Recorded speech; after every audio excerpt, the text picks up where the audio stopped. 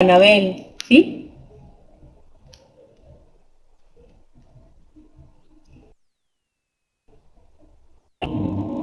Ok, buenas tardes. Estoy acá para hablar sobre el tema de educación con soporte virtual. Soy Celina Contreras, de la UNIFA Matla, y el tema que escogimos o que tenemos que exponer en esta videoconferencia es la inclusión de tres elementos que son muy importantes porque son elementos tecnológicos que me permiten hacer de la educación un proceso virtual,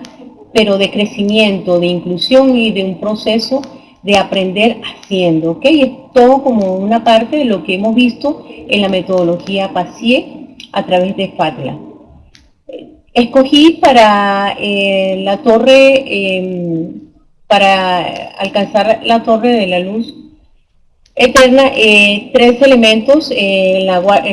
Guardianes de la Oscuridad escogí la experiencia Discovery. En la Guerra de Orcos escogí el metaverso.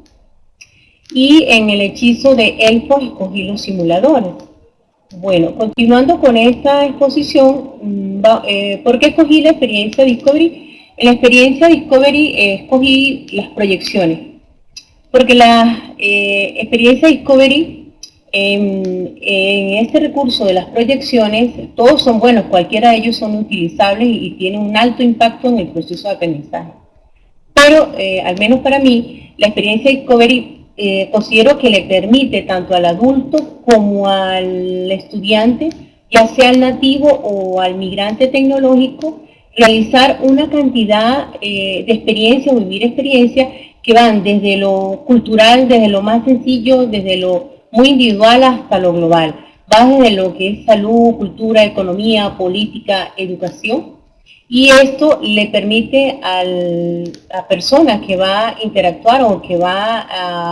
a utilizar estos recursos,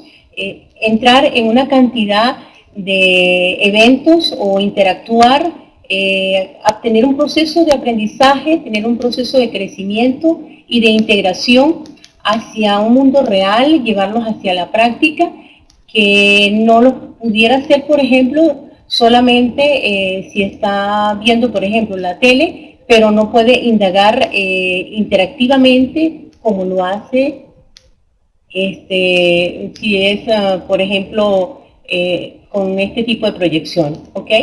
Entonces, en la experiencia Discovery, como te dije, vamos a poder ver una cantidad de elementos que van como desde la salud, belleza, hogar, educación, política, y van desde la A a la Z. Luego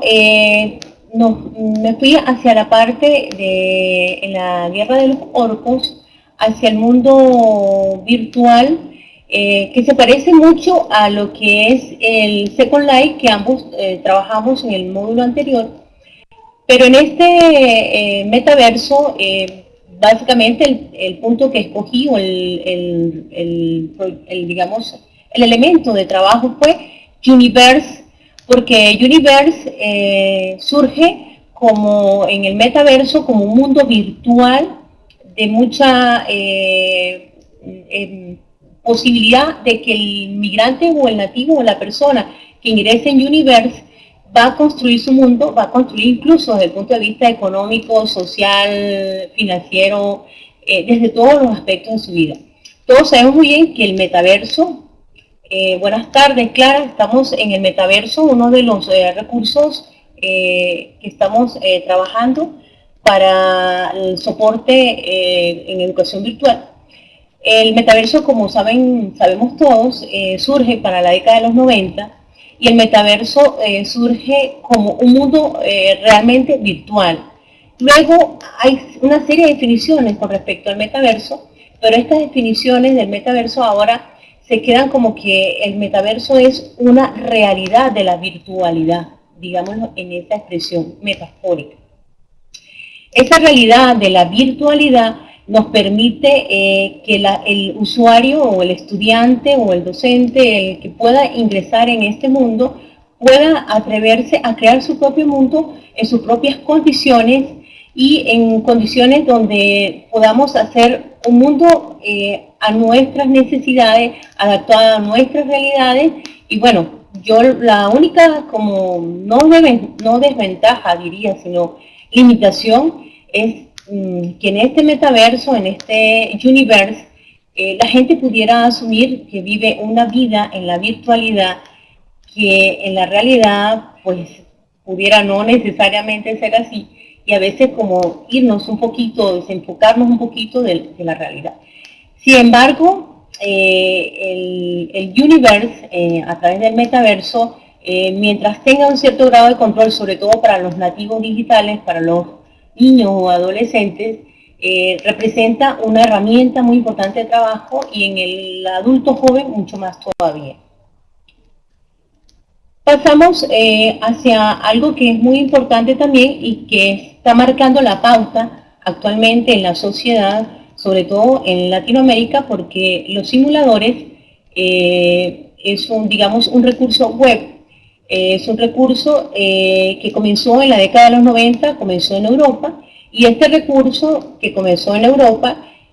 comenzó prácticamente con el ambiente militar. Y es cuando ellos empiezan a realizar una cantidad de actividades y maniobras en las cuales ellos podían operar no solo aviones, sino una cantidad de estrategias militares y vieron los resultados de ello. Los simuladores pasan de Europa a América prácticamente casi que unos 5 o 10 años después. Pero en América Latina los simuladores realmente son herramientas nuevas.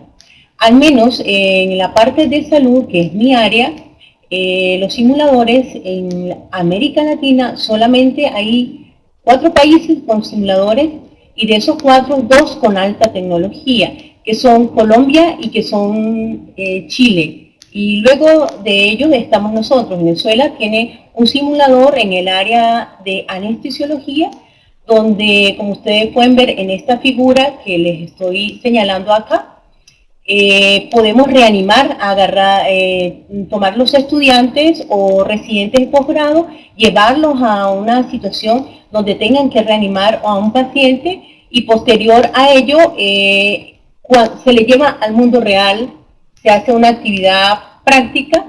y después que usted lo ha hecho en el simulador durante 10, 15, media hora, cuando le toca vivirlo en un quirófano, en un ambiente totalmente real, el estudiante está mucho más capacitado, o el médico está más capacitado que si nunca ha usado esta herramienta.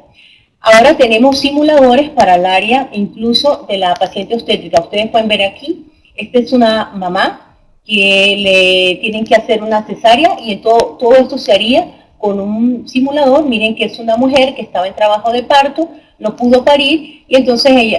simulan el trabajo de parto se obstruye o se complica y deben realizar una cesárea de emergencia. Posteriormente, pues tenemos entonces aquí a una residente posgrado que atendió a un bebé y lo está entregando a su mamá. El bebé es un simulador, la mamá es un simulador. Estos simuladores pueden tener más de 72 funciones. Entonces, al tener más de 72 funciones, el simulador puede respirar, puede tener problemas tener problemas de frecuencia cardíaca, de tensión arterial, puede tener un infarto, simular una cantidad de enfermedades y vamos a tener a los residentes o a los estudiantes tratando de manejar esa situación en la vida virtual con estos simuladores y una vez que ellos los hacen en la vida real, estos médicos se encuentran con unas habilidades y destrezas que las adquirieron a través del entrenamiento con los simuladores.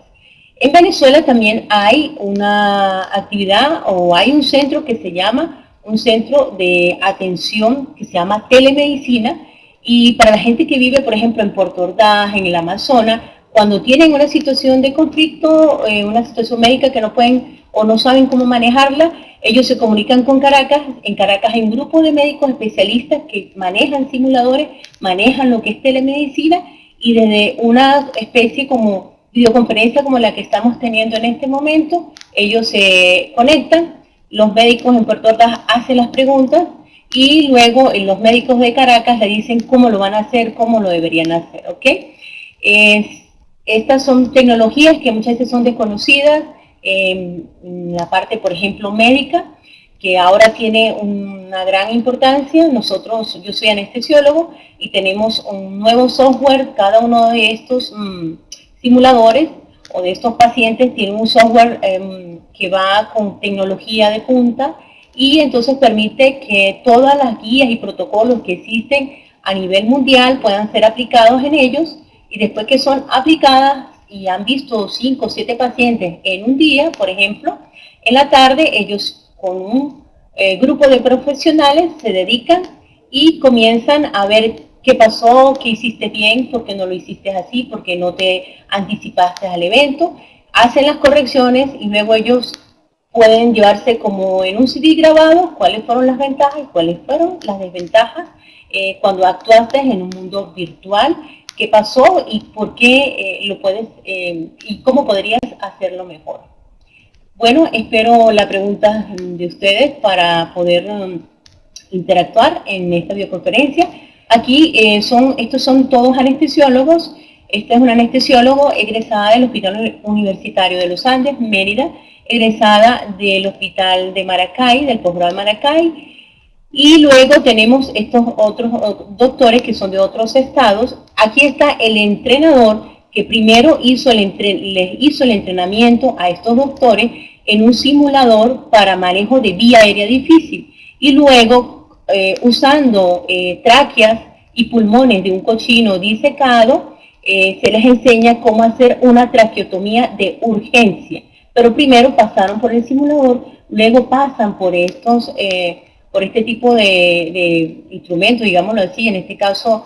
tráqueas y pulmones de cochino, para que cuando toquen un paciente, pues se haga adecuadamente lo más pronto posible, para que no deje nada de posibilidades de daños cerebrales por falta de intubar o ventilar a ese paciente. Claro, estos tráqueas de cochino y estos pulmones son de cochinos que ya han